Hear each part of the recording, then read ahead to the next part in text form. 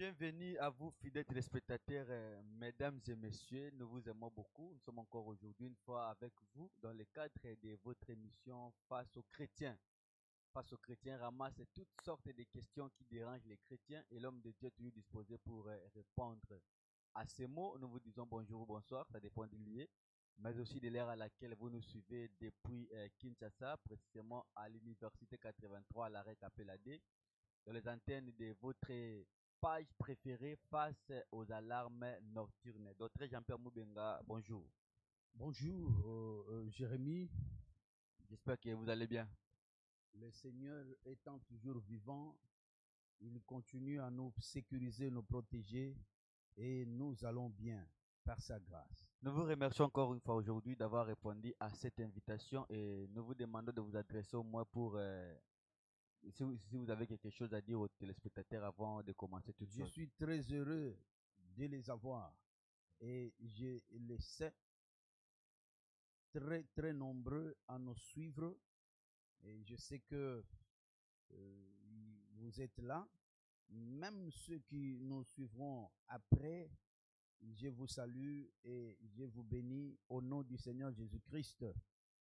Je sais que nous suivons, vous n'allez pas regretter. Le Seigneur va vous visiter. Non seulement que vous aurez à comprendre, mais aussi surtout, il va tenir à résoudre vos problèmes par cette parole au nom de Jésus. Nous vous invitons, fidèles téléspectateurs, à suivre cette émission parce qu'il y a des bonnes choses. Et le docteur Jean-Pierre va annoncer tout à l'heure. Mais aussi, nous vous demandons de partager les liens, d'aimer la vidéo, de liker, inviter d'autres personnes à regarder aussi l'émission avec vous. Nous allons parler bien évidemment des critères pour devenir un ancien. C'était l'essai de la fois passée. En tout cas, il y a à manger et à boire là-dessus, mais on n'est pas pressé. Nous signalons que nous ne sommes pas pressés. Le docteur va décortiquer un critère après notre critère et nous allons toujours poser des questions comme d'habitude. Mais avant d'entrer dans les bains de notre essai d'aujourd'hui, docteur Jean-Pierre Moubenga, il y avait une petite question des téléspectateurs pour savoir qui était le père de Joseph qui avait enfanté, qui était l'époux de Marie. Le père biologique de Joseph qui était l'époux de Marie. Son père. Le père biologique de Joseph. De Joseph, oui. Eh ben, il faut voir les Écritures simplement. Dans cette généalogie, prenons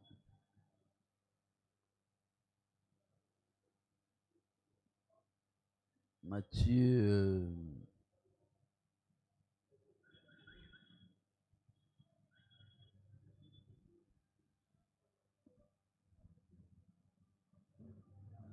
C'est Luc, hein, chapitre 3.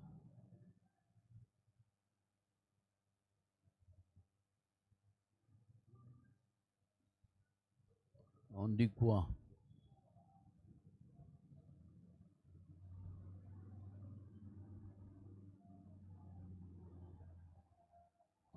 Dans le livre de Matthieu, chapitre 1er, je crois, Matthieu, chapitre 1er, je ne sais pas les versets, ils sont en train de Non. chercher les versets, parce que je voulais On faire... dit ceci ici. ouais.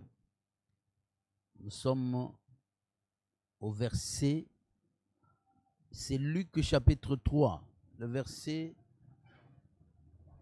23 dit ceci. Jésus avait environ 30 ans lorsqu'il commença son ministère, étant, comme on le croyait, fils de Joseph, fils d'Élie. Donc le père de Joseph, c'est Élie.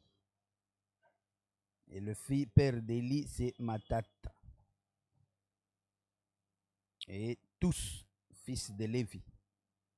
Voilà, c'est par rapport à cette réponse, docteur Jean-Pierre Moubenga, que je voudrais un peu aborder avec une question là-dessus. Matthieu chapitre 1er. Matthieu chapitre 1er, je cherche les versets.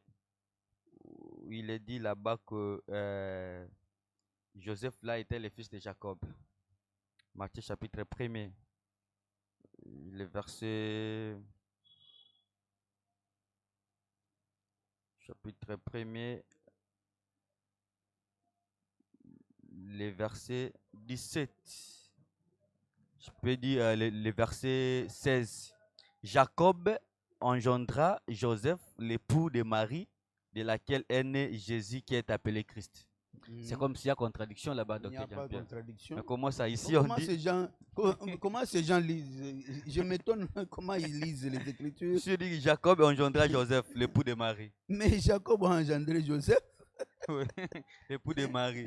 Mais là-bas, on est... Jacob on dit a que Joseph- engendré Joseph Hmm.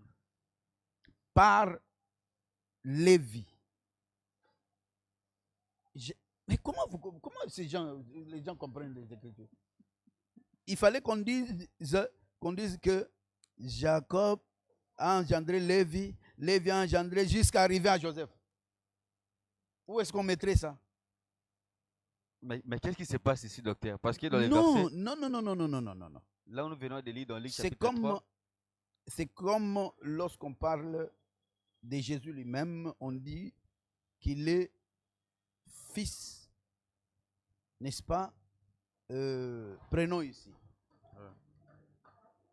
Généalogie de Jésus-Christ, fils de David, fils d'Abraham. Donc, ce qui veut dire que le père de Jésus, ici, c'est David. Le père de Jésus, je m'adresse à celui qui a posé la question. il est là, Le père hein, de Jésus, c'est David. Hein? C'est ça, non, papa? Et puis, le père de David, c'est Abraham.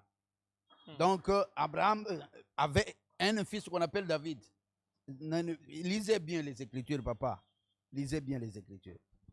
C'est-à-dire, simplement, on a simplifié, on a vu que dans la lignée, n'est-ce pas, de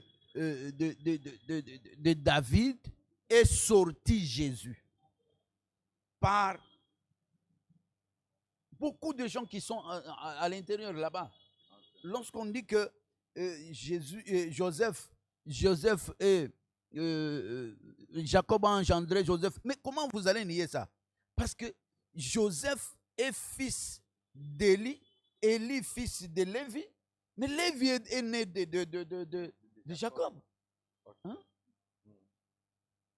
C'est la lignée, n'est-ce pas? C'est la lignée.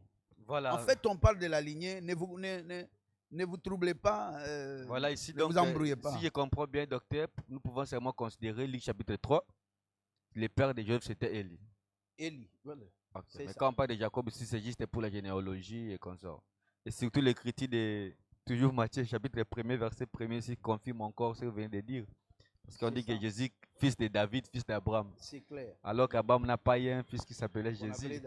Jésus ou David. Mon corps David. Ça n'existe pas. Voilà, merci beaucoup. Je crois que c'est lui qui a posé la question a eu sa réponse auprès du docteur. Il faut aussi envoyer l'offrande parce qu'il a bien répondu à ta préoccupation.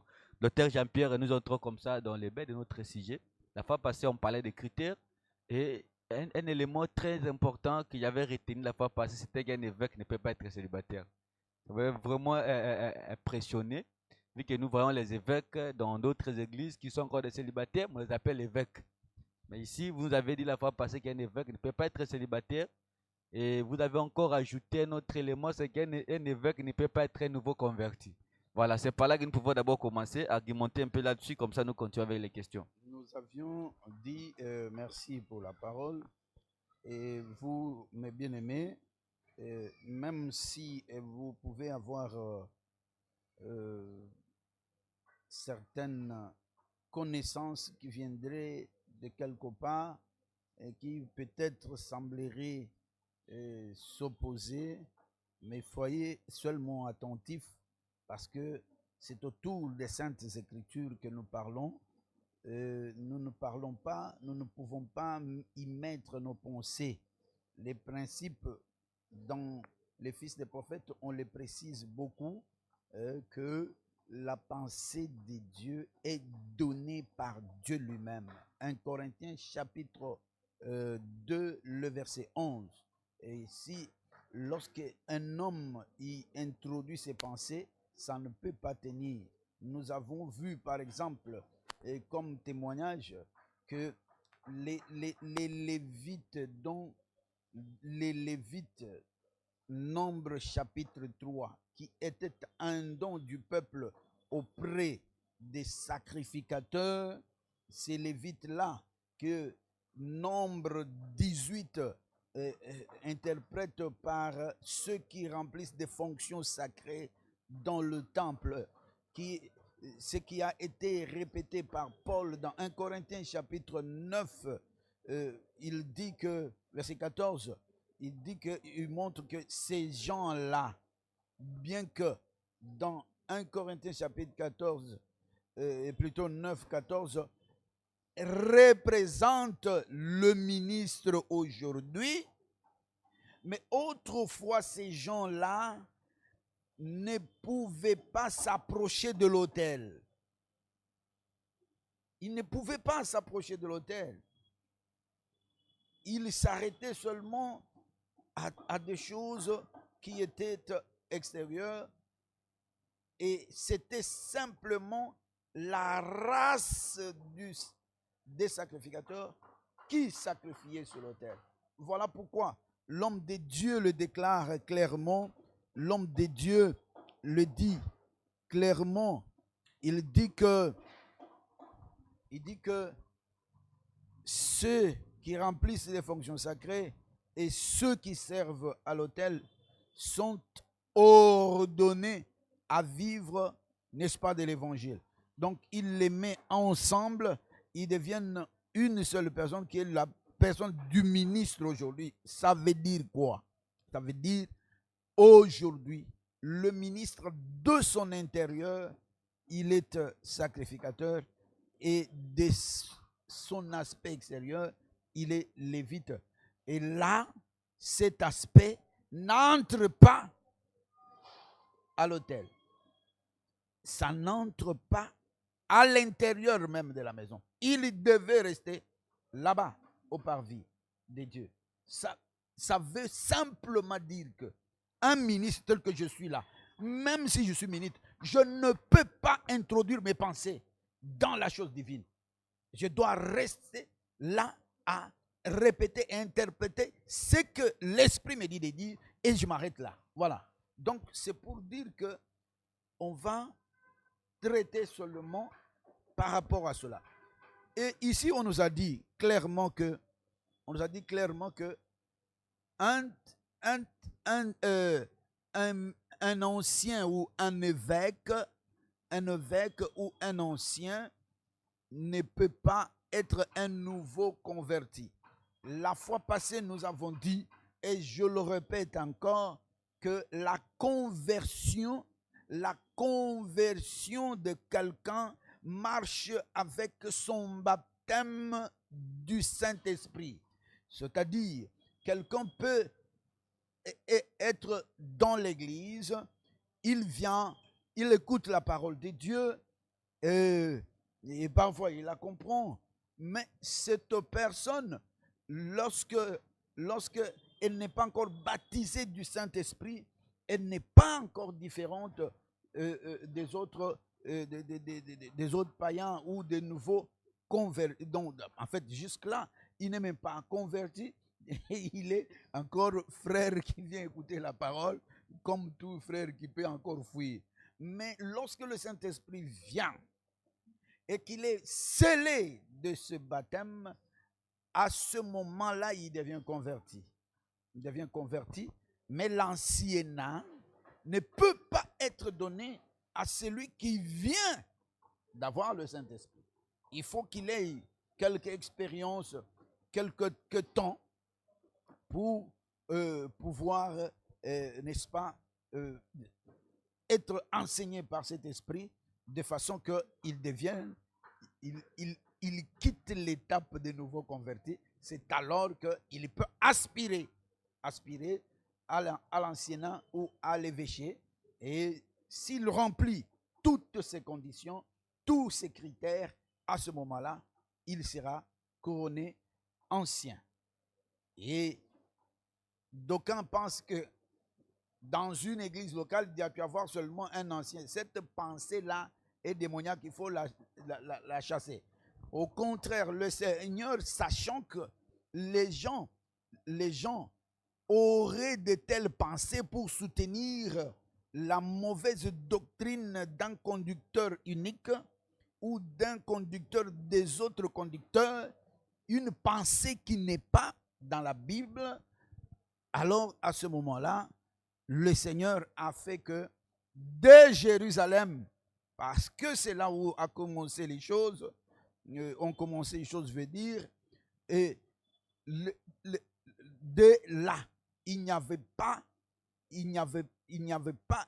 un seul ancien. Il y avait des anciens. Lorsque Paul est allé à Éphèse, dans Actes chapitre 20, il rencontre les anciens de cette église. Et il n'a pas rencontré le seul ancien. Bien que ça peut arriver, mais ça peut arriver non pas pour couronner l'aspect d'un serviteur unique, non, mais dans le sens que il peut y avoir deux qui aspirent, un seul remplit les conditions et c'est lui qui va être retenu. Il sera là comme seul ancien, mais la porte n'est pas fermée. Donc les autres qui viendront après, ils aspireront, on les examinera. Lorsque ils parviennent à remplir toutes ces conditions, ils seront aussi anciens avec lui. Et parce que la pensée du Seigneur, c'est la pensée de la collégialité, afin que personne ne dirige personne, mais que Dieu seul dirige tous. Voilà. Voilà, docteur Jean-Pierre, un Timothée que vous avez donné la fois passée, chapitre 3, les versets, à partir du verset 1er. Mais moi, je prends ici un mot dans les versets 2e. De quel de 1 Timothée? 1 Timothée chapitre 3, ouais. Oui. Je peux même combiner même avec les premiers versets. Cette parole est certaine. Si quelqu'un aspire à la charge d'évêque, il désire une œuvre excellente. La première question, pourquoi œuvre excellente, docteur Jean-Pierre? Et aspirer là veut dire quoi exactement?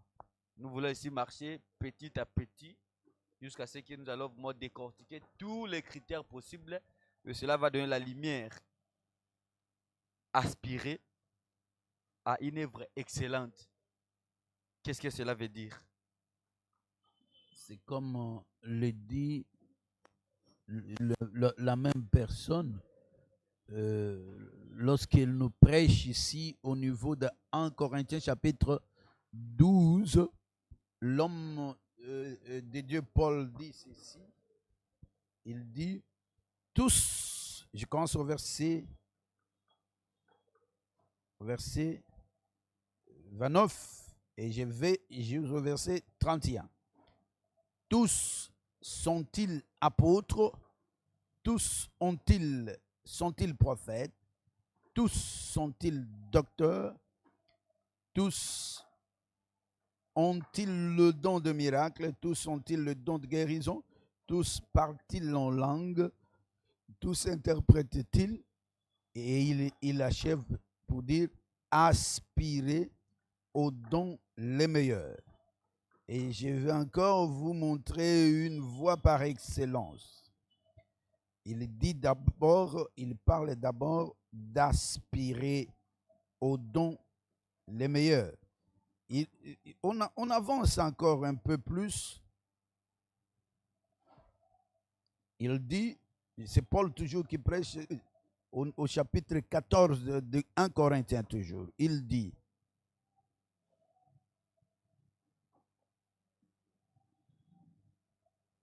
verset 4, verset 5.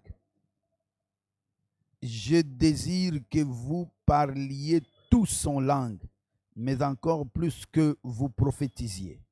Celui qui prophétise est plus grand que celui qui parle en langue, à moins que ce dernier n'interprète pour que l'Église en reçoive l'édification.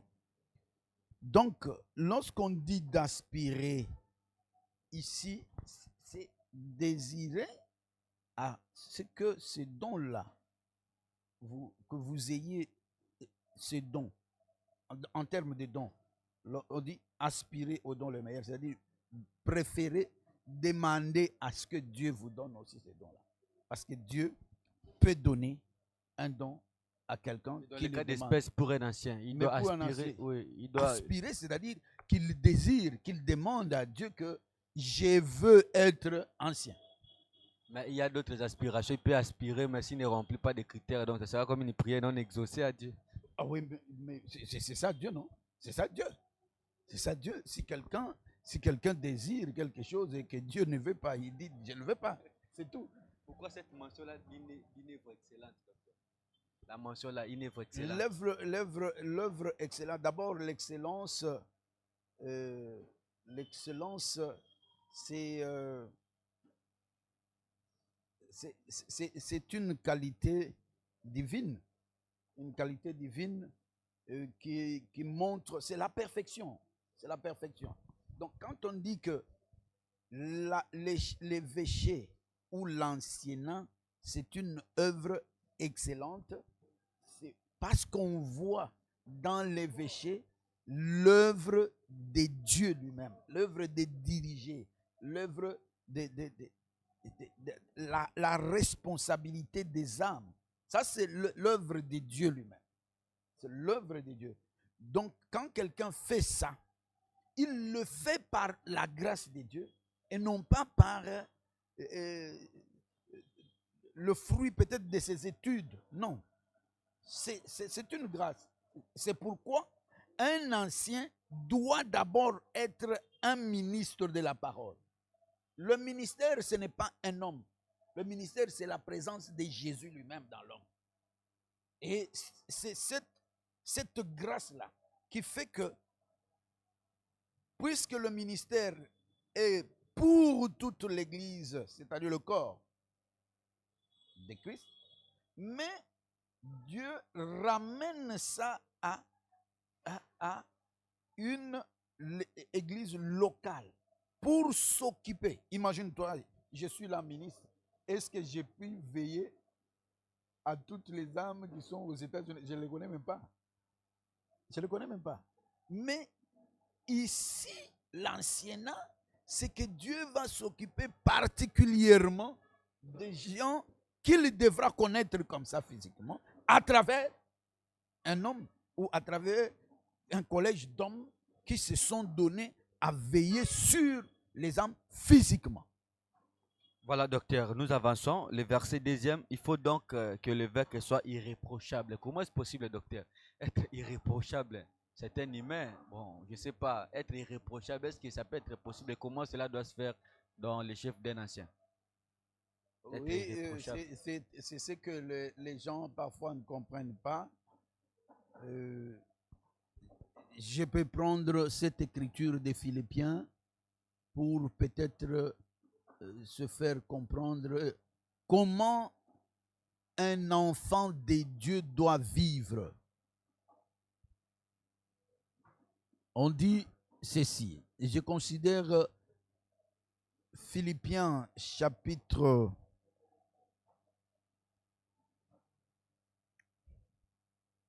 1er d'abord. Je prends le verset 6. Il dit, c'est Paul toujours qui prêche, je suis persuadé que celui qui a commencé en vous cette bonne œuvre la rendra parfaite pour le jour de Jésus-Christ. Donc, il sait que lorsqu'on croit au Seigneur, c'est lui qui fait l'œuvre de Dieu dans l'homme. C'est Dieu lui-même. C'est Jésus qui fait cette œuvre. Et lorsqu'il la commence, il l'achève. C'est par la foi que cela se fait. Alors maintenant, il dit ceci au verset 3, au chapitre 3. il dit ceci. Je prends le verset 14 et le verset 15. Je cours vers le but. Non, je commence au verset 13. Frère, je ne pense pas l'avoir saisi. Mais j'ai fait une chose, oubliant ce qui est en arrière et me portant vers ce qui est en avant, je cours vers le but pour remporter le prix de la vocation céleste de Dieu en Jésus-Christ. Verset 15. Nous tous qui sommes parfaits, ayons cette même pensée, et si vous êtes en quelque point d'un autre avis, Dieu vous éclairera aussi là-dessus. Il y a des choses à relever. La première chose, c'est que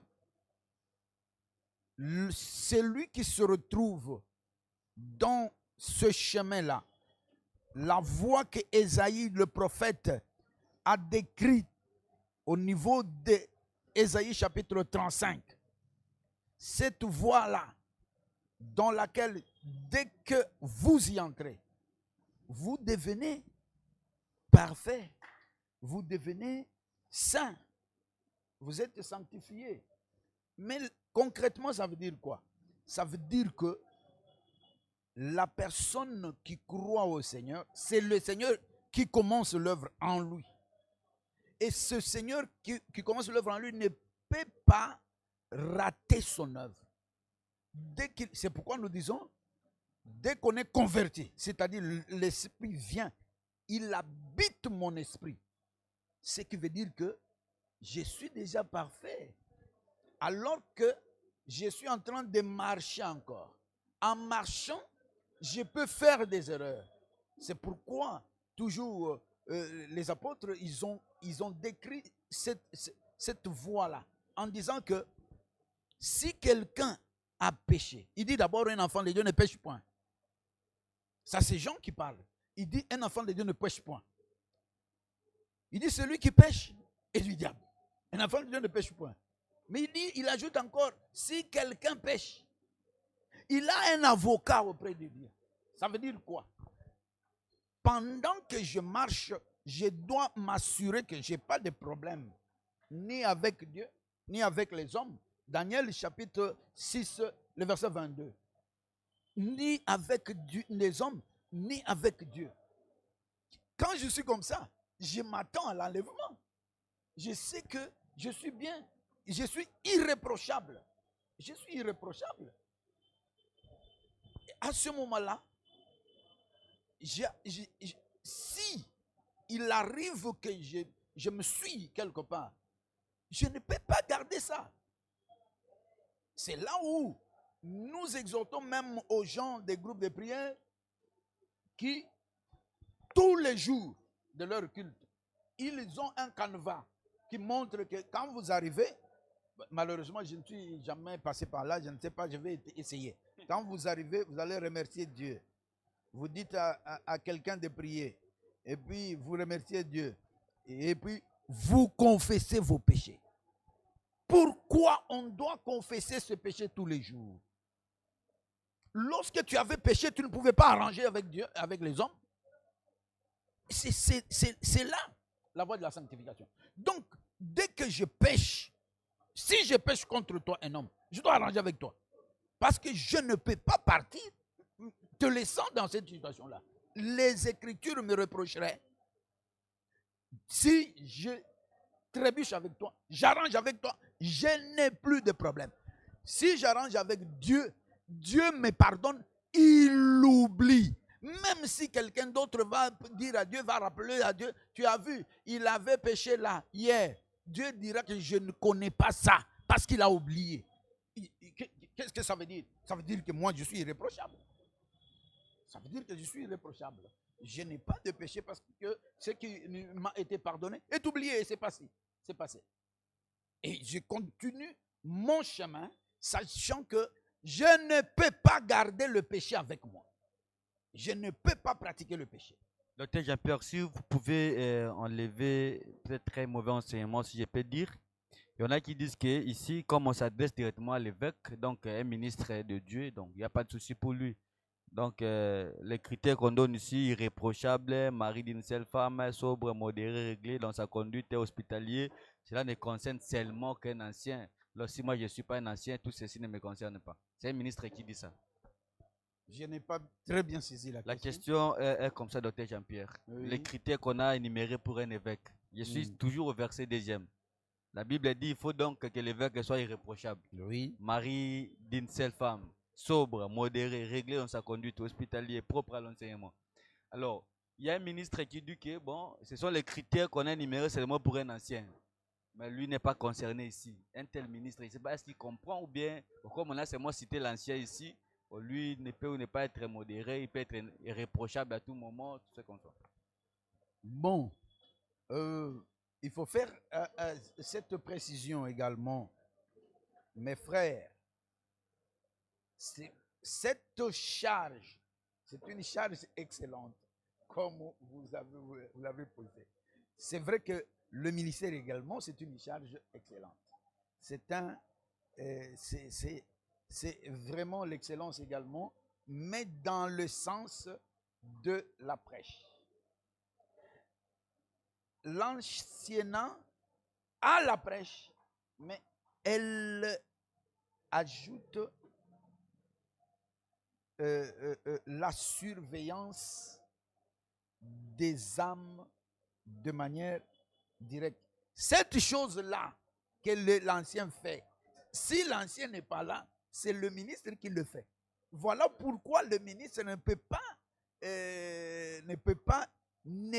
considérer ça. La seule chose, c'est que pour devenir un ministre, il n'y a pas ces conditions-là. Parce que, en fait, c'est lui qui fait de quelqu'un ministre. C'est Dieu lui-même qui le fait en passant par, je peux évoquer Proverbe chapitre 25, verset 6, qui dit que mieux vaut qu'on te dise monte ici. Ceux qui disent monte ici, ils ont aussi la charge de vérifier, parce que c'est qui? Ce sont les autres ministres. Les autres ministres. Mais lorsque cela s'est fait, on ne donne pas cette charge à ce que tout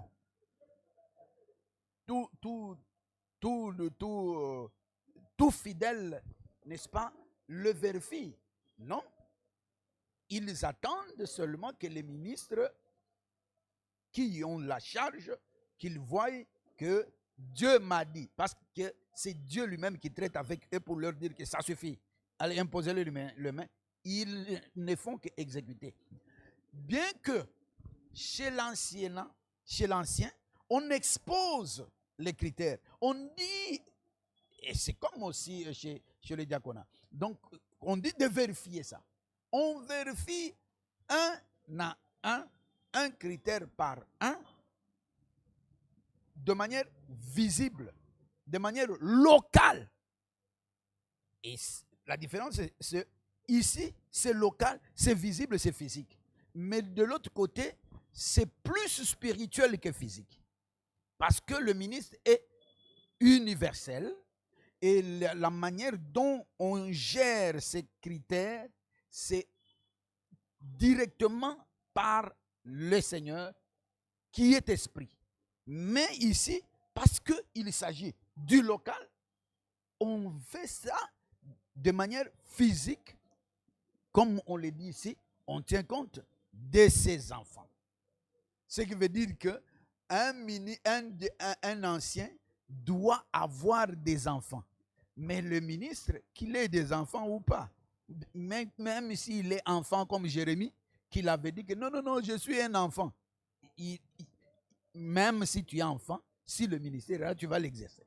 Voilà, docteur Jean-Pierre Moubenga, dans les cas d'espèce, parlons un peu avec des exemples concrets. Est-ce que vous pouvez postuler comme un ancien? Étant donné que vous avez perdu votre femme, vous n'êtes pas encore marié. Bon, vous voulez parler des femmes ou d'autres critères? Parce que vous devez, En fait, vous nous devez sommes aller maintenant dans... critère par critère. Oui, oui, mais j'ai un peu Comme parce tu as dit. qu'on nous fait signe qu'il y a passé des temps. On va y Oui. revenir.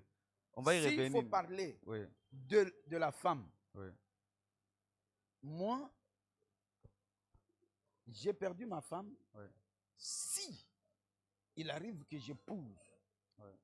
je ne crois pas que cette écriture me retiendrait.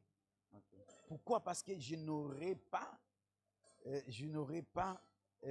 expulsé une femme pour en épouser une autre. Non. C'est la mort qui a pris ma femme.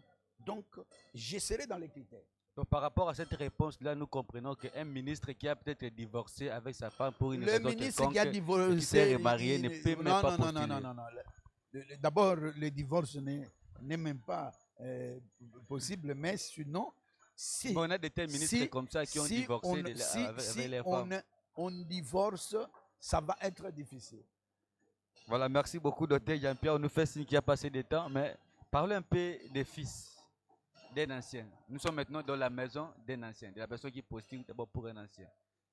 Pour ses fils, il y a un âge. Ses enfants. Oui, ses enfants en général. Est-ce qu'il y a un âge là limité pour que les enfants soient encadrés, ou bien même les adultes, même ceux qui sont déjà mariés ou bien consorts? En lisant, en écoutant Paul et les anciens, il n'y a pas un âge fixe. Mais l'âge qui peut être fixé, c'est l'âge de la foi. C'est-à-dire il faut les enfants aient cru, soient aussi convertis pour qu'on les mesure, qu'on mesure leur comportement, si ils sont fidèles ou pas. Imaginez un père qui a ses enfants, un ministre qui a ses enfants, qui veut postuler, mais alors vous allez remarquer que quand il était encore en train d'encadrer ses enfants n'obéissaient pas à la parole, bien qu'ils soient déjà mariés et consorts. Non, ils étaient sous le toit paternel. Oui. À l'époque, là, ils n'obéissaient pas à la parole, ils n'ont pas créé à l'évangile. Mais pour l'instant, ils ne sont plus, ils sont déjà mariés, peut-être il y en a qui ont voyagé, qui sont mariés, ils sont devenus adultes, ils ne sont plus dans la maison de leur père. À ce niveau-là, si peut-être les pères postulent, vous allez tenir compte de tout ça ou bien vous allez seulement regarder. Non, mes enfants, s'ils sont, même comme ils ont voyagé, ils sont toujours sur mon toit tant qu'ils ne sont pas encore mariés. Alors ceux qui sont déjà mariés, donc là ils sont exclus déjà. Donc là vous n'allez pas compter. Ceux qui sont mariés, ils sont exclus dans le sens que avant qu'ils soient mariés, ils ont subi mon éducation. Et on tient compte de cette éducation-là. En bon? Oui. Donc, mais comment on va veiller? On veille pour voir si j'ai tenu mes enfants.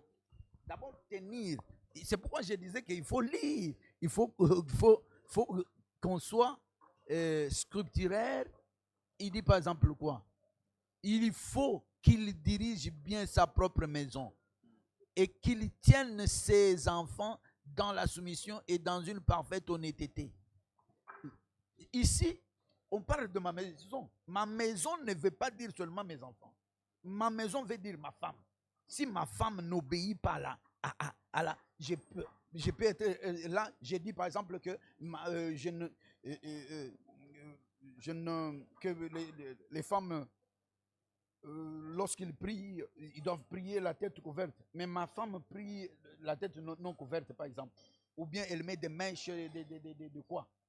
Là, ma femme, je ne l'ai pas tenue à l'obéissance de la parole. Tu vois? On tient compte de ça. Et c'est pas seulement ça. Même les visiteurs qui viennent chez moi, ils doivent, ma maison est composée, c'est comme la maison d'Abraham. La maison, il peut y avoir la femme, les enfants. Il y a aussi des serviteurs qui peuvent être là. Il y a aussi des visiteurs. Oui. Et toutes ces personnes doivent respecter la parole qui est dans ma maison. Et s'ils ne respectent pas, s'ils sont, je ne parle pas d'un visiteur qui passe, non, un visiteur qui vient et qui passe, c'est autre chose. Mais je prends l'enfant de mon frère qui habite chez moi, il devient mon enfant là-bas. Et il doit se soumettre à ce que je dis. Je comprends maintenant pourquoi dans les assemblées des saints, il y a du mal. Qu'est-ce que vous avez les C'est anciens? pourquoi, là, moi, je voudrais que tu continues prochainement, que Prochainement, tu oui, oui. continues mot à mot. Oui, C'est j'ai un peu, très oui, important. oui, j'ai un peu sauté parce qu'on nous faisait des signes qu'il n'y avait pas assez d'état. L'état est presque déjà dépassé. Mais prochainement, on ira mollo, mollo parce que nous voulons qu'épouser tout épouser pour que la lumière soit là pour tout le monde. Ça serait une très bonne chose. Votre mot de la fin, docteur Jean-Pierre. J'ai béni tous ceux qui nous ont suivis. J'ai béni ceux qui vont nous suivre après. Et j'ai dit simplement que aimez, abonnez-vous. Le Seigneur vous bénira davantage au nom du Seigneur Jésus-Christ. Merci beaucoup, Didier Ngwamashi et Johan. Nous vous remercions d'avoir été à la réalisation et derrière les caméras pour nous produire cette émission. À vous aussi, fidèles téléspectateurs, nous vous remercions de votre fidélité. N'oubliez pas, vous qui n'êtes pas encore abonnés, abonnez-vous, partagez la vidéo, invitez d'autres personnes aussi à suivre de tels enseignements qui sont trop importants pour nous, les chrétiens surtout, et pour la suite, nous vous disons bye et à la prochaine occasion. Merci beaucoup.